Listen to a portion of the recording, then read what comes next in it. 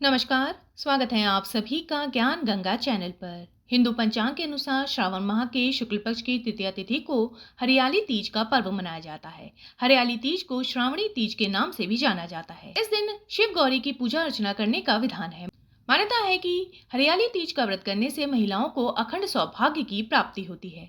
आज के इस वीडियो में हम जानेंगे कि साल 2024 में हरियाली तीज कब है, दिन व दिनांक क्या रहेंगी, तृतीया की तिथि क्या रहेगी, पूजन की सामग्री क्या है, पूजा की विधि क्या है और व्रत की कथा क्या है।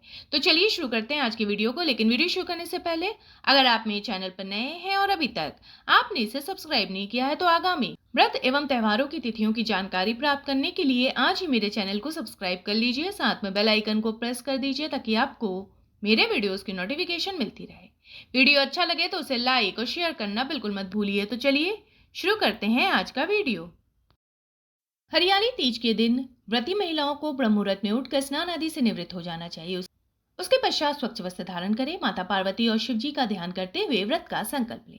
इस दिन बालू से भगवान शिव और माता पार्वती की मूर्ति बनाकर पूजा करने का विधान है। एक चौकी पर शुद्ध मिट्टी में गंगाजल मिलाकर शिवलिंग, रिद्धि सिद्धि सहित भगवान गणेश, माता पार्वती एवं उनकी सहेलियों की प्रतिमा बनाई जाती है। माता को श्रृंगार की वस्तुएं अर्पित करें। इसके पश्चात भगवान शिव, माता पार्वती का आवाहन करें। पूजन के लिए निम्न सामग्रियों को एक दिन पहले ही एकत्र करके रख लेना चाहिए। पूजा के लिए चौकी पर पीला वस्त्र, केले के पत्ते और कच्चा सूत भी साथ रखें।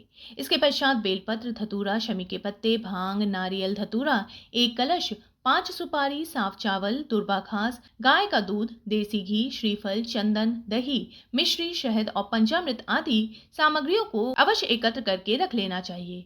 इसके पश्चात माता पार्वती के लिए महावर, कुमकुम, मेहंदी, इत्र, चुनरी, सिंदूर, बिंदी आदि 16 श्रृंगार की सामग्रियों को भी एकत्र करके रख लेना चाहिए। भगवान शिव एवं माता पार्वती की विधि पूर्वक पूजा करें। हरियाली तीज की व्रत की कथा को पढ़े या सुने। भगवान शिव एवं माता पार्वती की आरती करें। साल 2024 में हरियाली तीज 7 अगस्त 2024 दिन बुधवार को है। तृतीया तिथि का आरंभ होगा 6 अगस्त की शाम 7:52 पर और समाप्ति होगी 7 अगस्त की रात 10:05 पर।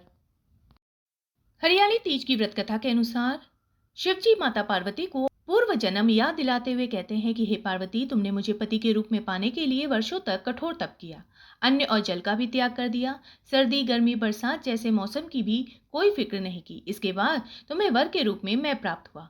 महादेव कथा सुनाते हुए कहते हैं कि हे पार्वती, एक बार नारद मुनि तुम्हारे घर पधारे और उन्होंने तुम्हारे पिता से कहा कि मैं विष्णु जी के भेजने पर यहाँ आया हूँ।